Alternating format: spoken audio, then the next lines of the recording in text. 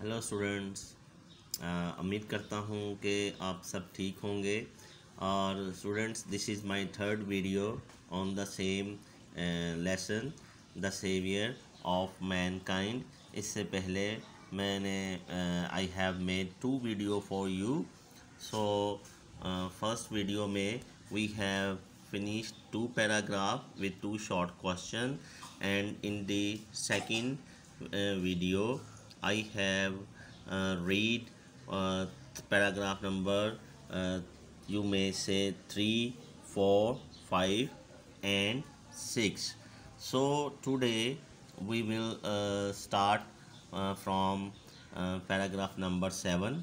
But before we go ahead toward today's video's lesson, so मैं आप for your memory, I am summarizes the previous videos lesson for you. So first पहरे में हमने पढ़ा था कि अरब किस तरह की सरजमीन है। तो उसमें हमने पढ़ा कि अरब जो है वो एक ब्यूटीफुल और अनपैरेलल एक नहायत ही खूबसूरत सरजमीन है। फिर जो है मक्का कहाँ पर वाक़या है, मक्का जो है वो अरब में वाक़या है। फिर सेकंड में हमने अरब के लोगों की जो खसूसियत थी, क्वालिटी थी, उसके बारे में पढ़ा कि उनकी याददाश्त बड़ी अच्छी थी, वो शायरी ज़ौक़ रखते थे। फिर अल्लाह ताला ने अपने कलाम के लिए अरबी ज़बान का इंतख़ाब किया। फिर थर्ड पैराग्राफ में हमने पढ़ा कि वो सिविलाइजेशन जो बड़ी तहज़ीब याफ्ता थी, उसने आहिस्ता आहिस्ता अपनी तहज़ीब को भूलना शुरू कर दिया। और फिर इसी जो अफरा तफरी की कैफियत में डिस्ट्रक्शन, जो सिविलाइजेशन की तबाही हो रही थी, अल्लाह ने उनमें से एक पैगंबर को खड़ा किया और फिर वो पैगंबर उनको ईमान की रोशनी में लाया। फिफ्थ पैरा में हमने पढ़ा कि किस तरह हजूर सल्लल्लाहु अलैहि वसल्लम को अल्लाह ताला ने वही नाजिल की और उससे पहले उनकी क्या प्रैक्टिस थी। वो गारे हिरा में जाते थे और कई कई दिन अल्लाह की याद में गुजार देते थे। फिर नबूवत का वक्त आया, अल्लाह ताला ने उनको नबूवत से नवाजा और इस तरह फिर पहली वही का नज़ूल हुआ। फिर हमने देखा कि उनका मिशन क्या था। उनका मिशन ये था कि वो समाजी बुराइयों को ख़त्म करना चाहते थे। हमने यहाँ तक पढ़ा। सो आज हम 7th पैरे से पढ़ेंगे। So I am reading for you from the 7th paragraph. Since this belief was threatening their dominance in society, क्योंकि ये नया अकीदा, ये बिलीफ उनके गलबे तसलसल माशरे में तसलसल के लिए ख़तरा बन गया था, ख़तरा था। The pagan Arab started mount pressure to the holy prophet and his followers। कहते हैं जो अरब काफ़िर अरब थे, उन्होंने हजूर सल्लल्लाहु अलैहि वसल्लम और हिज फॉलोअर मीन उनके जो पैरोकार थे, उनकी तालीमात को मानने वाले, उन पर दबाव डालना शुरू कर दिया। माउंट प्रेशर मीन दबाव डाल देना। They wanted them to renounce their cause and take to idol worshipping. वो चाहते थे टू रिनाउंस मीन छोड़ देना, कि वो अपनी काज जवाज़ को छोड़ दे, इस नए ईमान को छोड़ दे और दोबारा बुत परस्ती की तरफ माइल हो जाए। ऑन वन ओकेजन, एक मौका पर, they sent a delegation to the holy prophets holy prophet सल्लल्लाहु अलैहि वसल्लम kind and caring uncle Abu Talib. एक मौका पर उन्होंने एक वफद को हजूर सल्लल्लाहु अलैहि वसल्लम के रहम मेहरबान और ख़्याल रखने वाले चाचा अबू तालिब के पास भेजा। दे टोल्ड हिम, उन्होंने उनसे कहा, टू रिस्ट्रेन, बाज रखो, रोको, the holy profits from preaching Almighty message. They told him, उन्होंने उनसे कहा कि आप रोकें, हजूर सल्लल्लाहु अलैहि वसल्लम को इस अल्लाह के पैगाम की तबलीग से रोकें। और फेस देयर एनमिटी, या फिर एनमिटी फेस मीन्स सामना करना, देयर एनमिटी दुश्मनी, या फिर उनकी दुश्मनी का सामना करे। फाइंडिंग हिमसेल्फ इन डिलेमा, अपने डिलेमा मीन्स मुश्किल सूरत हाल, उन्होंने अपने आप को मुश्किल सूरत हाल में पाया।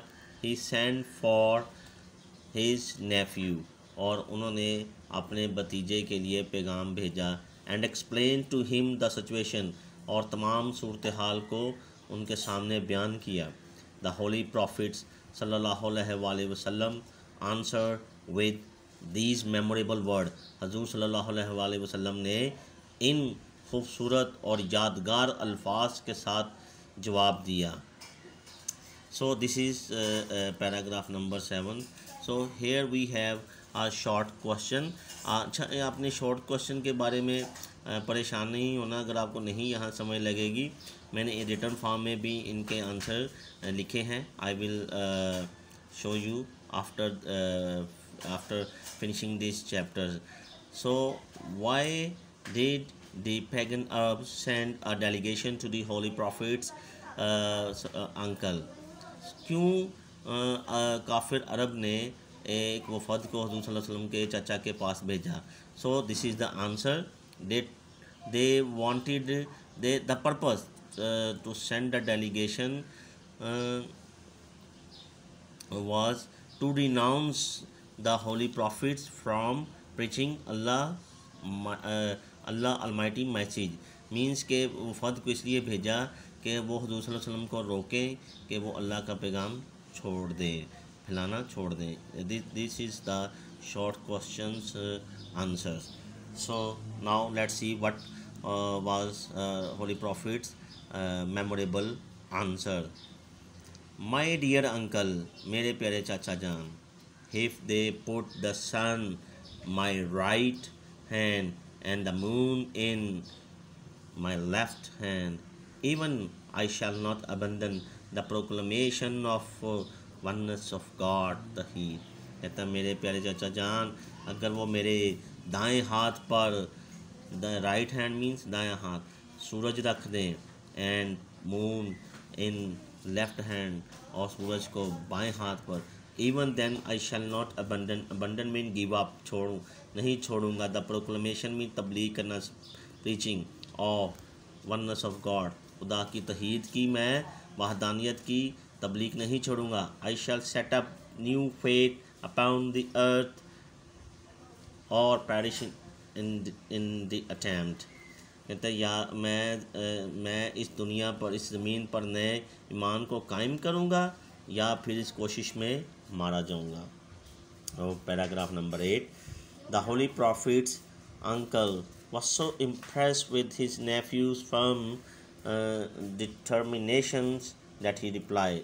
कहते हैं हज़रत सल्लल्लाहु अलैहि वसल्लम के चाचा इस जो अपने भतीजे के मजबूत इरादे, डिटर्मिनेशन मीन्स विल, इरादे से इस कदर मुतासिर हुए, इम्प्रेस्ड मीन मुतासिर होना। ही रिप्लाइड, उन्होंने जवाब दिया, सन ऑफ माई ब्रदर, मेरे भाई के बेटे, गो दाई वे। दाई वे मीन्स ये this is old language word, तो इसका मतलब है कि अपने रास्ते तेरे, तुम जाओ, none will dare touch thee. This is also another old English word. Thee means तुम्हें इसका मतलब तुम्हें कोई हाथ तक नहीं लगाएगा, छुए तक का नहीं। आई शैल नेवर forsake thee, मैं तुम्हें हरगिज़ नहीं छोड़ूंगा, मैं तुम्हारा साथ कभी नहीं छोड़ूंगा।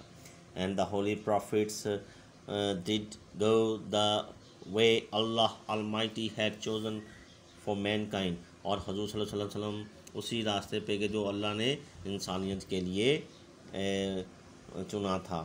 इम्ब्यूड विद डिवाइन गाइड, खुदाई रहनुमाई से सरशार, एंड फर्म रिजॉल्व, और मजबूत इरादा, द होली प्रॉफिट सल्लल्लाहु अलैहि वसल्लम encounter all the challenge with grace and dignity.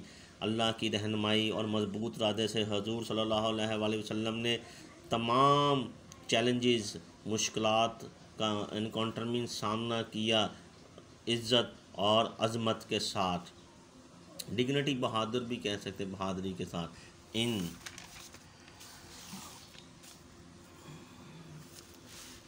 in no time in no time he evaluated man to the highest possible level, both in spiritual and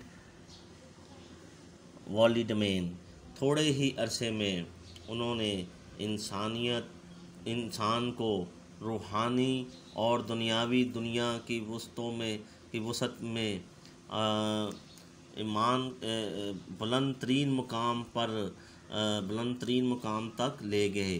थोड़े ही means के थोड़े ही अरसे में वो इंसान को रूहानी और दुनियावी लेवल सतह पर बुलंद तरीन मुकाम पर ले गए। He was also a driving force behind the conquest, Arab conquest. कहते हैं वो अरब की फतूहात के पीछे एक बहुत बड़ी कुव्वत थी। Which have created an everlasting impression on human history, जिसने इंसानी तारीख पर अब्दी ताहयात तासुर कायम किया। नो वंडर, कोई इसमें हैरत नहीं। ही यूनिवर्सली एक्नॉलेज, यूनिवर्सली आलमगीर तौर पर पहचाने जाते हैं as the most influential figure in the history, तरीक़ के बहुत बाअसर शख्सियत के तौर पर। In the word of Michael Hart, a great historian, एक तज़ीम तारीख़दान माइकल हर्ट के मुताबिक हज़रत Mohammad however was responsible for both the theology of Islam and its main ethical and moral principle, के हजूर सल्लल्लाहु अलैहि वसल्लम ने इस्लामी तालीमात और उसके अखलाकी असूलों के ज़िम्मेदार थे। In addition he played a key role in proselytising the new faith. Proselytising mean preaching करना, तबलीग करना। उन्होंने नए ईमान की तबलीग भी की इसके साथ साथ, and in establishing the religious practice, और मजहबी जो रवायात थी उनको भी कायम रखा। In fact as a driving force behind the Arab conquest, हकीकत में इनफैक्ट मीन असल हकीकत में वही अरब की फतूहात के पीछे एक बड़ी कुव्वत थी।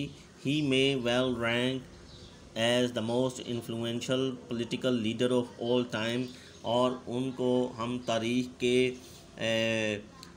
जो बहुत बाअसर सियासी रहनुमाओं के तौर पर भी दर्ज याद रखते हैं। The Arab conquest of the 7th century have continued to play an important role in the human history down to the present day. अरब की 7वीं सदी की फतूहात का जो सिलसिला शुरू हुआ उसने इंसानी तारीख़ में बहुत अहम किरदार किया, बल्कि उस दिन से लेके आज तक।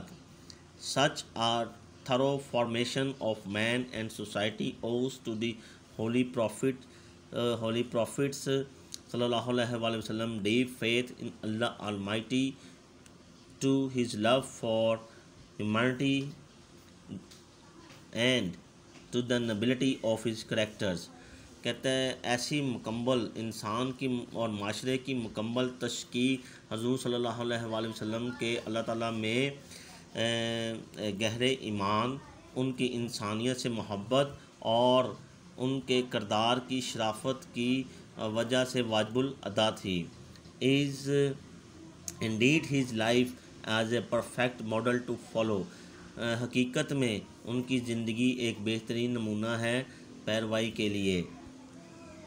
इन reply a question about the life of the prophet सल्लल्लाहु अलैहि वसल्लम, कहता है in reply to a question, एक सवाल के जवाब में उन रसूल सल्लल्लाहु अलैहि वसल्लम की ज़िंदगी के बारे में हज़रत आयशा सेड, हज़रत आयशा ने कहा, his morals and characters are embodiment of the holy Quran, उनके अखलाक और किरदार कुरान की जो एम्बॉडीमेंट मिसाल है, नमूना है। The final word about the saviour of mankind goes to the holy Quran, कहते हैं जो फाइनल वर्ड आखिरी अल्फाज हैं इंसानियत के मसीहा के लिए वो कुरान में कुछ इस तरह है, ओ प्रॉफिट श्योरली, ओ नबी यकीनन, we have send you as a witness, हमने आपको गवाही के तौर पर भेजा है, and as a bearer of good news, और अच्छी खुशखबरी का सुनाने वाला, एंड आ वार्नर और मना करने वाला, and as inviting to Allah by his permission as a light giving torch, और आप रोशनी देने वाली मशल हैं, as a inviting to Allah by his permission, और अल्लाह की तरफ रज्जू, एज इनवाइटिंग टू अल्लाह, और अल्लाह के कलाम की दावत देते बाय हिज परमिशन, उसकी इजाज़त से। सो स्टूडेंट्स, ये आज का हमारा लेसन है। इस ट्रांसलेशन को आपने ज़रूर करना है, क्योंकि आपकी बोर्ड क्लासेस में ट्रांसलेशन की बहुत ज़्यादा अहमियत है। 8 नंबर की ट्रांसलेशन होती है। उम्मीद करता हूँ कि आप मेरे इस लेक्चर और मेरी एफ़र्ट से ज़रूर फ़ायदा उठाएंगे। इसको ज़्यादा से ज़्यादा सुनिएगा, ठीक है, और उसकी प्रैक्टिस भी कीजिएगा, और अपना ख्याल रखिएगा। God bless you.